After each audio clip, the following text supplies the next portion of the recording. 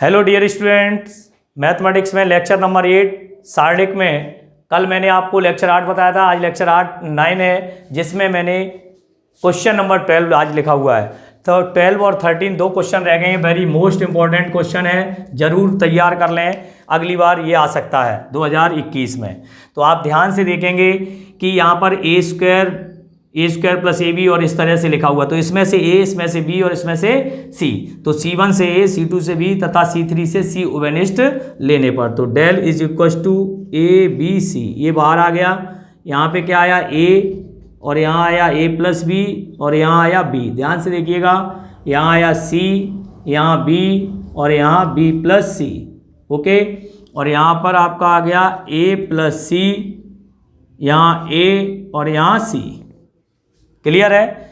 अब आप ध्यान से देखेंगे तो यहाँ पर हमें क्या मिल रहा है। तो हमारे हिसाब से एक काम करते हैं कि इनको या तो हम इस पे जोड़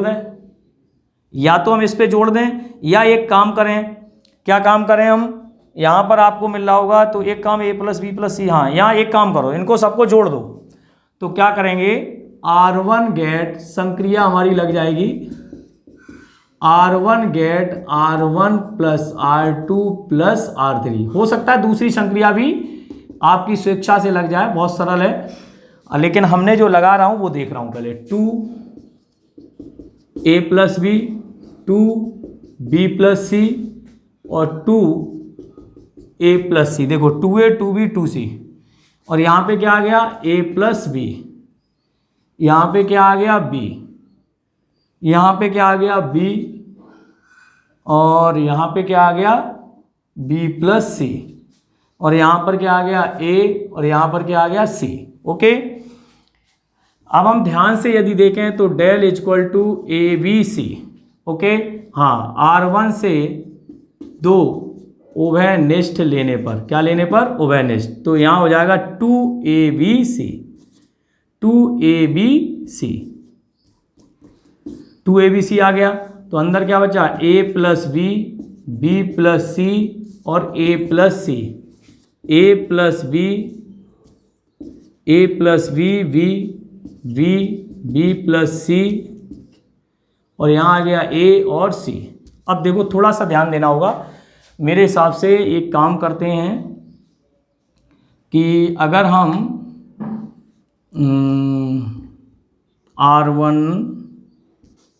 R1 gate R1 minus R2 plus R3, देखते हैं कुछ ना कुछ बचना चाहिए। तो R1 gate R1 minus R2 plus R3, 2abc। थोड़ा सा ध्यान देने योग्य बात है। तो ये देखो ध्यान से, जैसे ही हम R2 प्लस R3 करेंगे तो a प्लस 2b हो जाएगा, और a से a कट जाएगा, तो ये कितना बचेगा? माइनस का b, और यहाँ पे भी b से b कट जाएगा, माइनस के b, और c से c कट जाएगा, तो क्या बचेगा? माइनस के b, और यहाँ पर क्या कट जाएगा? a से a कट जाएगा, और c से c, ये 0 हो जाएगा। ओके, तो ध्यान से देखें, a प्लस b, v और b प्लस c, a और c। ओके, माइनस b उभयनिष्ठ आ जाएगा। तो माइनस b उभयनिष्ठ ले लें, R1 से माइनस b उभयनिष्ठ लेने पर, क्या लेने पर? उभयनिष्ठ। तो del equal to minus 2ab square C, क्या बचा? 1 1 0। यहाँ आ गया a प्लस बी, बी और a, बी प्लस सी और c। ओके, चलिए अब हम अंतिम लाइन की ओर ही चल रहे हैं, ज़्यादा दिक्कत नहीं होगी। तो अब हम क्या करेंगे, एक लाइन और कर लो। तो C1 गेट संक्रिया लगा दो एक और, C1 gate C1 minus C2। क्यों लगा रहे हैं? क्योंकि एक शून्य और बन जाएगा। या एक काम करो, इधर घटा दो, चलो C2 पे घटा दो, दो लगातार बन जाएगा। C2 gate C2 minus C1। चलिए यहाँ लगा दो, तो del equal to minus 2ab square C. तो ये हो जाएगा 1a प्लस बी, और b ये शून्य बन गया, और जब यहाँ से b घटेगा तो ये माइनस a बच जाएगा, और यहाँ पर b घटेगा तो ये c बच जाएगा, और यहाँ 0a और c। ठीक है, चलिए अब हम क्या करेंगे, R1 के अनुदेश प्रसरण, अनुदिश प्रसरण करने पर, क्या करने पर? प्रसरण करने पर। और भी सरल संक्रिया हो सकती है, मैं यूँ नहीं कह रहा हूँ कि हमने जो बता दी वो मात्र यही है, नहीं, और भी हो सकती हैं, कोई बहुत बड़ी बात। 1 और ये क्या हो जाएगा? माइनस AC और माइनस AC, देख लो, माइनस AC और माइनस AC, ठीक है, -0 + 0, तो यहाँ से डेल इक्वल टू -2AB²C और -2AC, तो del equal to minus minus plus 2 दूना 4 A² B² और C², हैंस प्रूफ। तो इस तरीके से आपने देखा कि हमने, हो सकता है थोड़ा बड़ा हो गया हो, मैं यूँ नहीं कह रहा हूँ, हो सकता है यहाँ पर एक और संक्रिया का प्रयोग कर लेते कि हम पहले ही यहाँ R1 पे दोनों को जोड़ के घटा देते, तो हो सकता सरल हो जाए। तो देखो ये मत सोचना कि मैंने बता दिया थोड़ी बड़ी हो गई, तो इस स्थिति में जैसे मैंने जो संक्रिया यहाँ लगाई है वो संक्रिया अगर हम यहाँ लगा दें तो शायद छोटी हो सकती है। तो आप करके देख लेना, कई तरीके होते हैं सवाल करने के, लेकिन सवाल सही बैठ रहा है तो बहुत बढ़िया बात है, ठीक है ना, इसको आप नोट डाउन कर सकते हैं। हाँ जी बच्चों, देखेंगे सबसे पहले, चूंकि दिया है, क्या दिया है कि अवयव A1 B1 C1 A1 B1 C1 आदि के सहखंड क्रमशः क्या है? A1 B1 C1 and dot dot हैं, तब डेल डैश सहखंडों से निर्मित,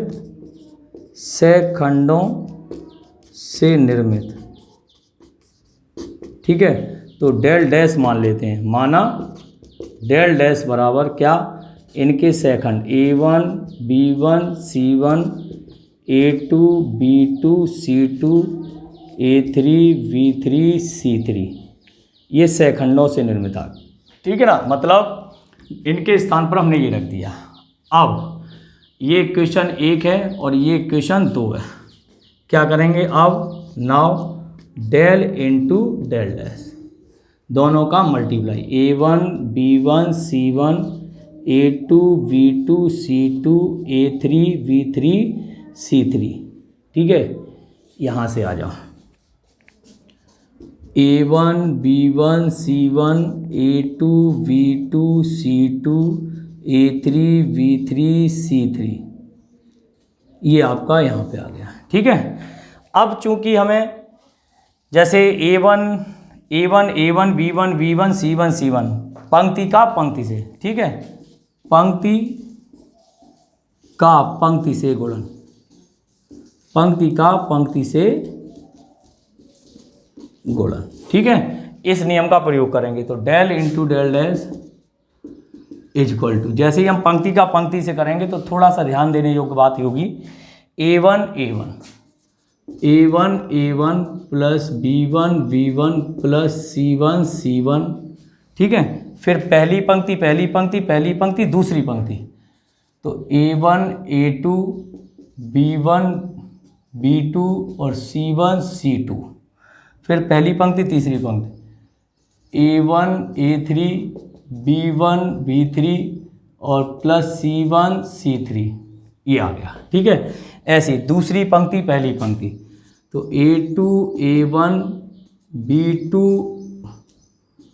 B1 और C2 और C1, ठीक है, दूसरी पंक्ति पहली पंक्ति, दूसरी पंक्ति हो जाए A2 B2 और C2 और दूसरी पंक्ति A2 A3 B3 और C3, ऐसे ही A3 A1 B3 B1 और C3 ऐसे ही A3 A2 B3 B2 और C3 यहाँ हो जाएगा A3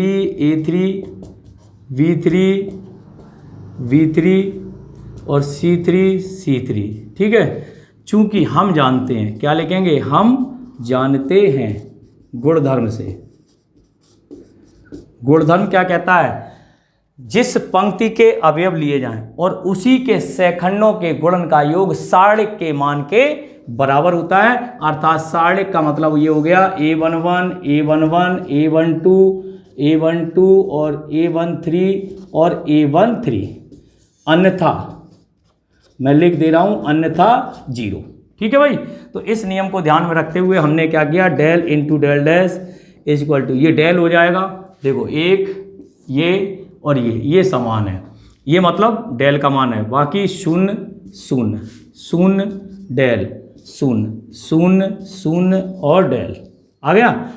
अब सारणिक का क्या नियम होता है, प्रत्येक पंक्ति या स्तंभ से कॉमन लिया जाता है, तो लिख देंगे C1 C2 व C3 से डेल्टा कॉमन लेने पर, क्या लेने पर, कॉमन लेने पर, तो यहाँ से आपका बनेगा del into del dash is equal to del Q, यहाँ से यहाँ से यहाँ से, तो आपको पता है 1 0 0 0 1 0 0 0 1, आपको पता है किसी भी सारणिक ऑफ जो भी होता है आई आइडेंटिटी मैट्रिक्स होती है, इसलिए del into del dash is equal to delta Q into 1।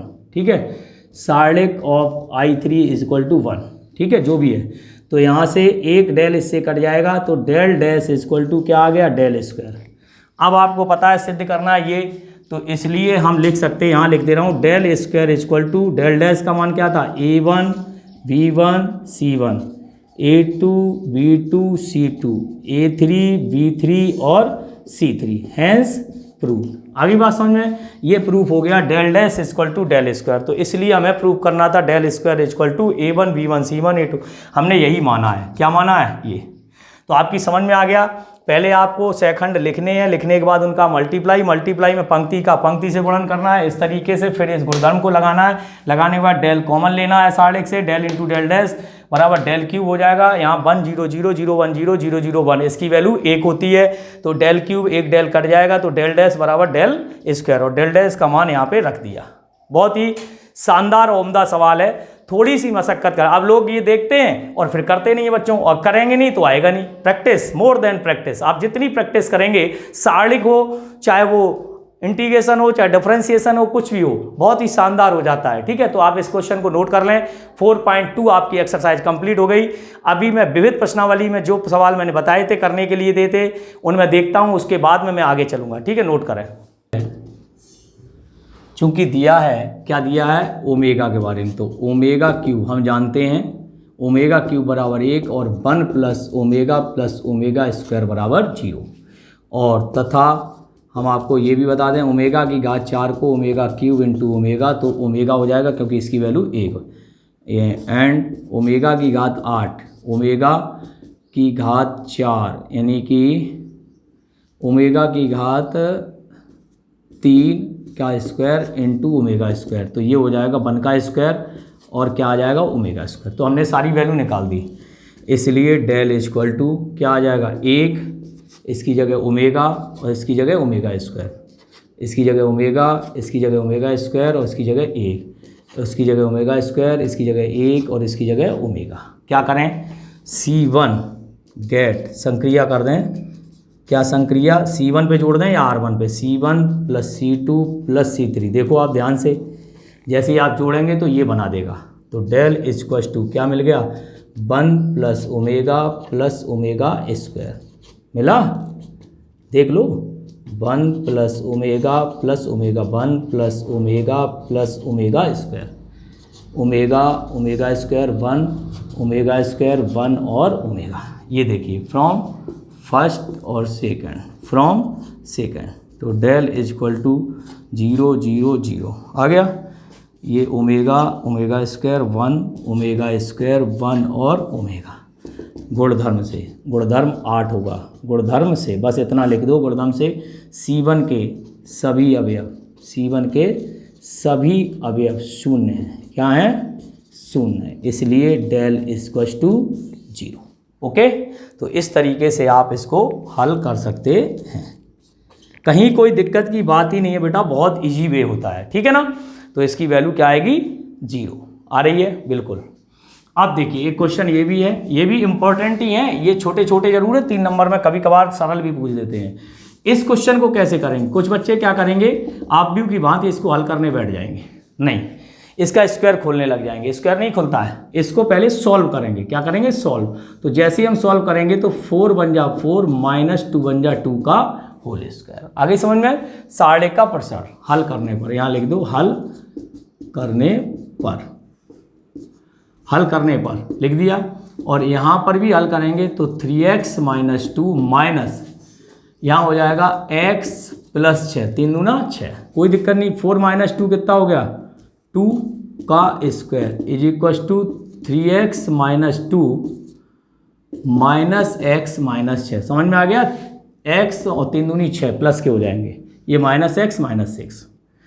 चलिए ये कितना हो गया? 4 और 3x में से x गया 2x और माइनस के 8, या 2x इक्वल टू 12 और x इक्वल टू 6। यही आपका एग्जैक्टली आंसर होना चाहिए। देख लो यही आ रहा है। ठीक है भाई। तो सवाल बहुत ईजी होते हैं, बस बशर्ते आपकी समझ में आ जाए कि हमें किस प्रकार करना है। और हम बात कर लेते हैं, ये आपके हमने पीछे एक सवाल करा दिए, ऊपर के सवालों में कोई दिक्कत नहीं है, फिर भी यदि दिक्कत आती है तो आप हमसे पूछ सकते हो। इसके बाद नवा क्वेश्चन की चर्चा कर लेते हैं। अभी बताया तो A11 कौन सा सही होगा? A1 ये आपका सही होगा A11 F12, A12 F12, A22 F22, A32 ये 0 के बराबर नहीं होता, ये गलत है, ये गा सही होना चाहिए। A11 F12 A22 F22 A32 F22 बराबर डेल्टा। ठीक है, ये सही होगा। 10वां बहुत ईजी है, x plus Y Y plus Z Z plus X, सीधा जोड़ दो जाके, कॉमन ले लो, ये x plus Y plus Z बन जाएगा। यानी कि R1 में R2 जोड़ दो तो x plus Y plus Z common ले लेना, 1 1, और R3 से 2 कॉमन ले लेना तो 0 आ जाएगा। 2 पंक्तियां समान। निम्न समीकरण को हल कीजिए, इसका सीधा प्रश्न कर दीजिए, 0 के बराबर रखे। ठीक है, और क्वेश्चन नंबर 12 भी आप ही हल करेंगे, कोई ज़्यादा नहीं है। देखो मैं संक्रिया बता दे रहा हूँ, क्वेश्चन नंबर 12 की बहुत सरल संक्रिया है। देखो क्वेश्चन क्या है, क्वेश्चन नंबर 12 में मैं आपको पूरा बता ही देता हूँ लगभग। क्वेश्चन नंबर 12 कह रहा है सारणिक क्या है? 139 139, ध्यान से देखिए, 391 391 और 931। आपको बता दें इस तरह के जितने भी 913 इसमें क्या होता है, इस तरह के जितने भी क्वेश्चन होंगे तो ये डेल इक्वल टू हम मान लेंगे, माना डेल इक्वल टू ये है, और इसको क्या करेंगे कि इसमें 9 का गुणा 3 का गुणा करके, यानी कि C2 gate C2 minus 3C1, 3 का गुणा करके इससे घटा दो, 1 0 बन जाएगा, and C3 gate C3 minus 9C1। ये 2 संक्रिया आप प्रयोग कर लो, 2 0 बन जाएंगे और प्रसरण कर देना, बड़े आराम से इजीली हो जाएगा। इसके बाद ये 2019 RBSC में आया हुआ क्वेश्चन है, 1 प्लस ए प्लस बी प्लस सी, सीधा सीधा हो जाएगा। 13 क्वेश्चन भी हम आपको समझा दे रहे हैं। क्वेश्चन नंबर 13 क्या कह रहा है देखते हैं। क्वेश्चन नंबर 13 है, ये RBSC 2019 में आया हुआ है। ठीक है, सारणिक, आप सवाल की काया समझो क्या है। सारणिक कहता है 1 प्लस ए, अभी आपको पता है, अभी मैं आपसे बात करूंगा कल के रिजल्ट के बारे में थोड़ी सी। ए बी 1 प्लस बी और बी, और बात करता हूं मैं सी और 1 प्लस सी, ठीक है, का मान ज्ञात कीजिए। इसने कहा वहां सिद्ध करा लिया था शायद, और कुछ नहीं है। तो आप ध्यान से देख रहे हो, ऐसे तो जुड़ नहीं सकता, तो क्या करेंगे, संक्रिया, पहली संक्रिया कौन सी लगेगी, C1 gate C1 plus C2 plus C3। जैसे ही आप जोड़ेंगे तो 1 प्लस ए प्लस बी प्लस सी, 1 प्लस ए प्लस बी प्लस सी, 1 प्लस ए प्लस बी प्लस सी, और क्या आ जाएगा, कॉमन। तो डेल इक्वल टू ये आ जाएगा 1 प्लस ए प्लस बी प्लस सी, 1 प्लस ए प्लस बी प्लस सी, 1 प्लस ए प्लस बी प्लस सी। ठीक है बच्चों, यहाँ पर बी, यहाँ पर 1 प्लस बी कैसे भी लिख लें, 1 प्लस बी और बी, यहाँ सी और यहाँ 1 प्लस सी। ध्यान से देखो, इनमें से C1 से क्या कॉमन ले लें, C1 से 1 प्लस ए प्लस बी प्लस सी। मैं आपको बता रहा हूँ यही आपका आंसर आने वाला है, 1 प्लस ए प्लस बी प्लस सी। ये आ गया अंदर 1 1 1। अब तो आप कर ही लेंगे 1 प्लस बी सी 1 प्लस सी। क्या करेंगे, 2 0 बनाना। तो R2 में से संक्रिया मैं लिख दे रहा हूँ, संक्रिया है आपकी अगली इसके बाद की संक्रिया आप हल करेंगे, फिर भी कोई दिक्कत होती तो हमें बताएंगे। R2 get R2 minus R1 and R3 get R3 minus R1, ये दो संक्रिया लगाना, ये दो शून्य बन जाए। भाई R2 में से R1 घटा दिया, कौन इफेक्टिव हुई R2, R3 में से R1 घटा दिया, कौन इफेक्टिव हुई R3, दो शून्य बन गए। C1 के अंदर स्पेशल कर देना, जो भी आएगा वही आपका आंसर होगा। आंसर वैसे यही होना चाहिए, ठीक है ना। तो 13 क्वेश्चन तक आपने अभी अभी देख लिया है, किसके, एक्सरसाइज विविध प्रश्नावली के, ठीक है ना। तो विविध के 13 क्वेश्चन तक मैंने आपको बता दिए। इसके बाद 14 क्वेश्चन जो है अभी अभी बता के आया हूं मैं आपको। क्वेश्चन नंबर कौन सा बताया मैंने अभी अभी आपको, क्वेश्चन नंबर 12, ठीक है। 12 भी नहीं क्या हो तो फिर आप समझ लो 6वां क्वेश्चन बताया है, सेम टू सेम है, थोड़ा सा ध्यान देने योग्य बात है। इसमें क्या करेंगे, देखो ध्यान से, 14वें में C1 से A, चाहे तो R1 से ले लो चाहे C1 से ले लो। पहले आप R1 से ले लो A, R2 से B और R3 से C, उसके बाद ABC बाहर आ जाएगा। फिर देखो जैसे ही A लोगे तो बचेगा क्या, C1 में क्या बच जाएगा, A, फिर A ले लो, फिर B ले लो, और फिर C1 C2 C3 से B, A square B square C square आ जाएगा। फिर जो बचे उसका प्रसरण कर दीजिएगा, अपने आप आराम से आ जाएगा। तो आज आप देख रहे होंगे, इसको आप नोट करेंगे, उसके बाद बात करूंगा 2 मिनट और, ठीक है ना। इसको कंप्लीट कर लें। हाँ जी बच्चों, तो देखेंगे विविध प्रश्नावली में 15वां क्वेश्चन अभी मैंने नहीं बताया, वो मैं ही बताऊंगा।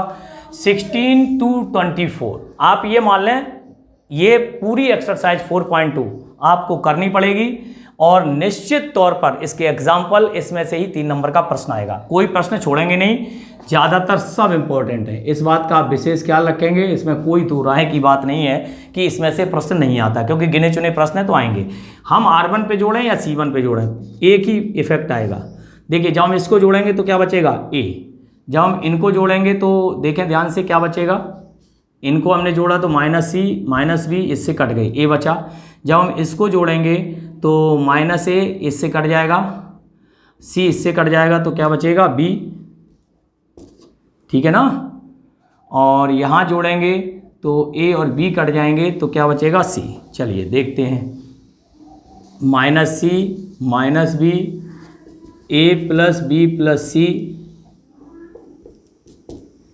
या एक काम और करते ज़्यादा बेहतर होता।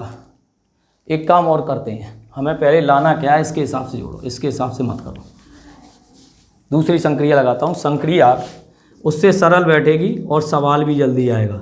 देखो हमें अगर इसको साथ जोड़ दें तो A + B मिल गया, इसे जोड़ दें तो A + B मिल गया, इसे जोड़ दें तो A + B मिल गया, ये सही है।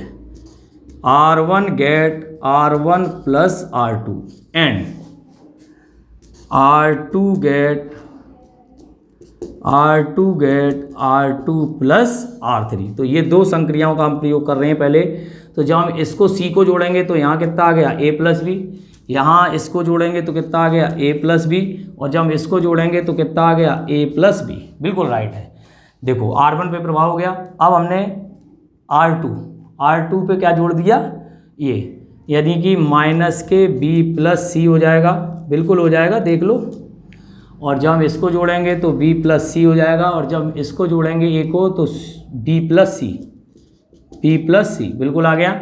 और यहाँ पर -B -A C + A + B, आपकी समझ में आ गया होगा मैंने ऐसा क्यों किया। देखो हर चीज़ देखनी पड़ती है।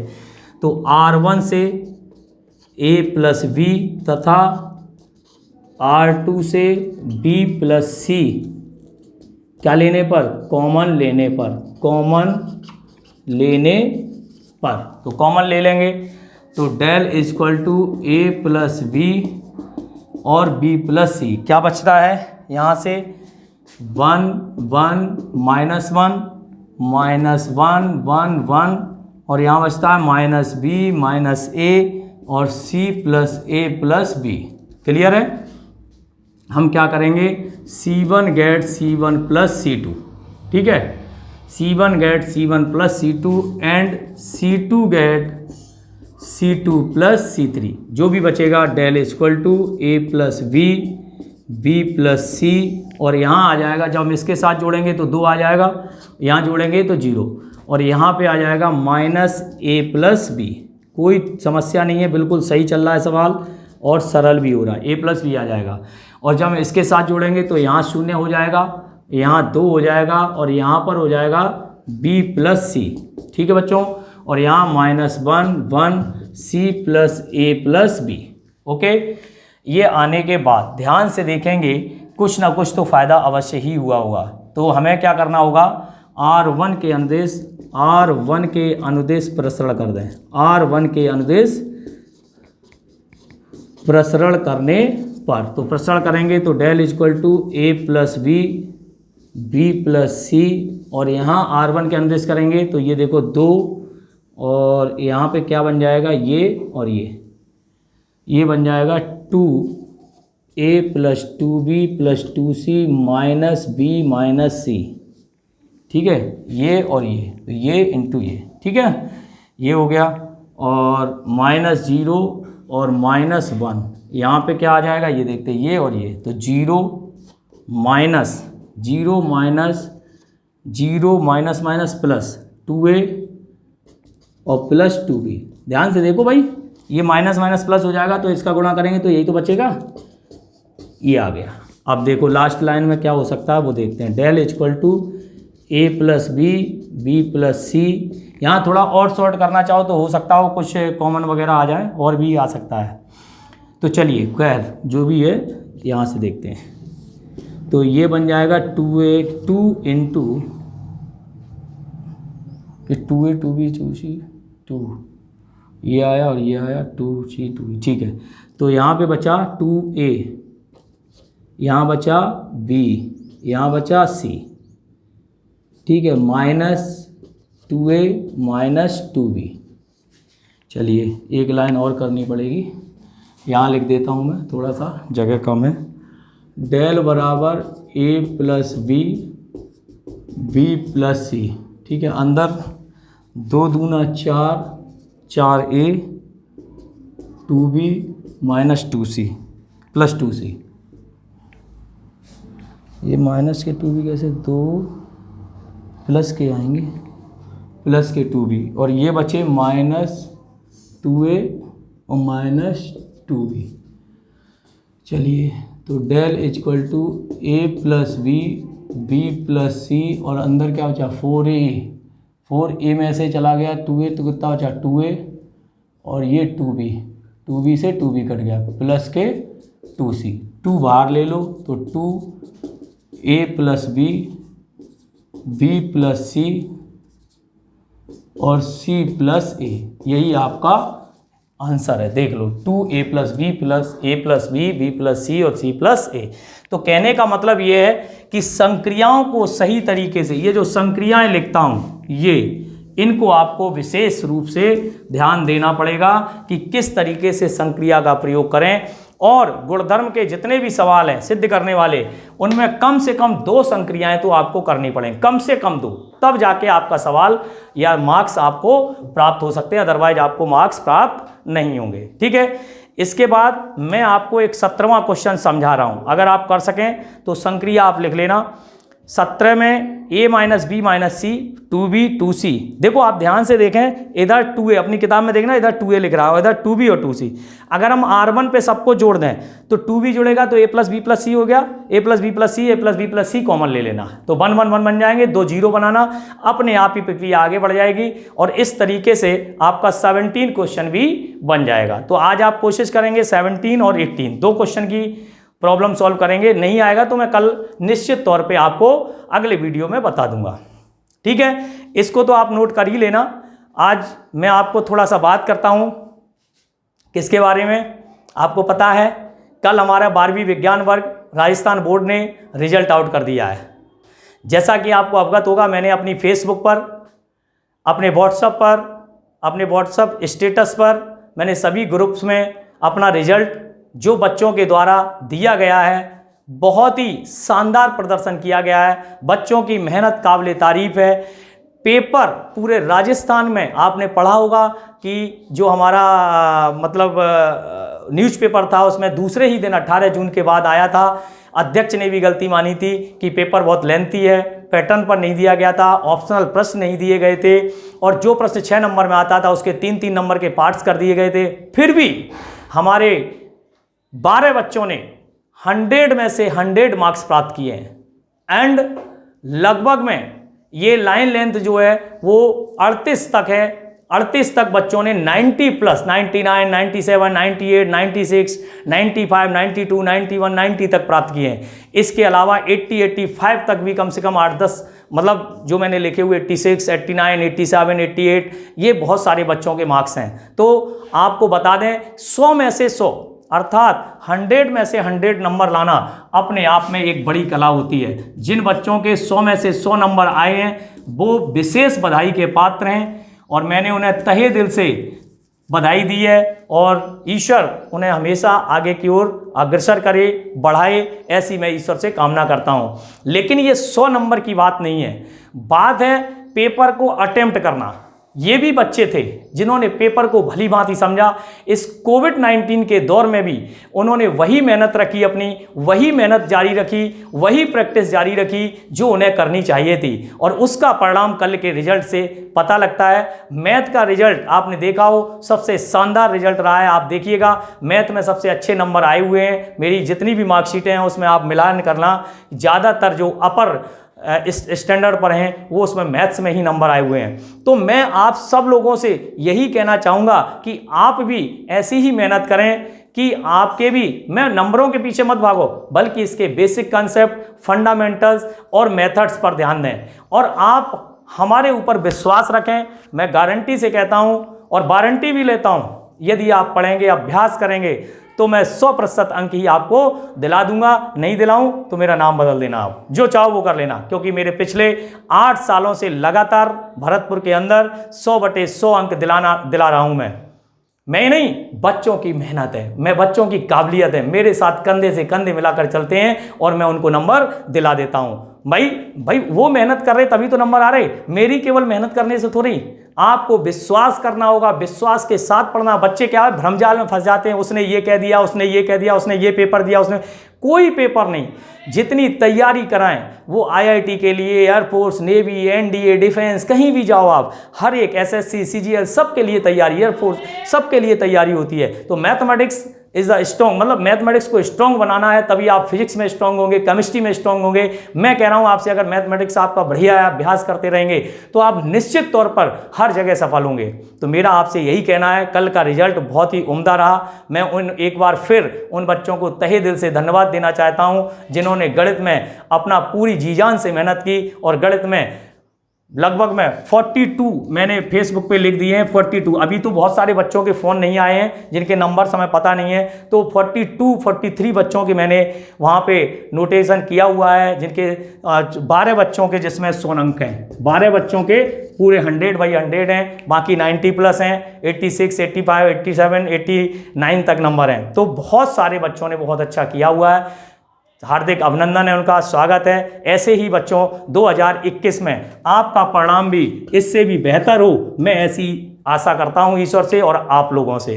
धन्यवाद, आज के लिए इतना ही। Thank you so much.